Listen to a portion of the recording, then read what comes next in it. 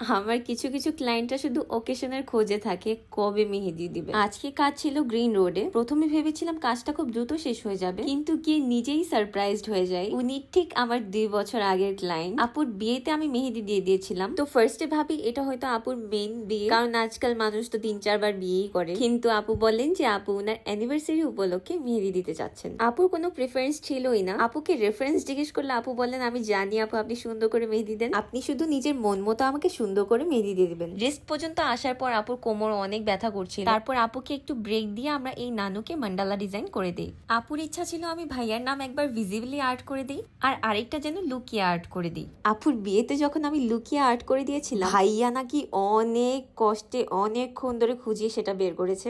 আমি এটা শুধু মনে মনে ভাবতেছিলাম লোকটা নাকি আবার আমাকে মনে মনে গালিগালাজ করতেছিল।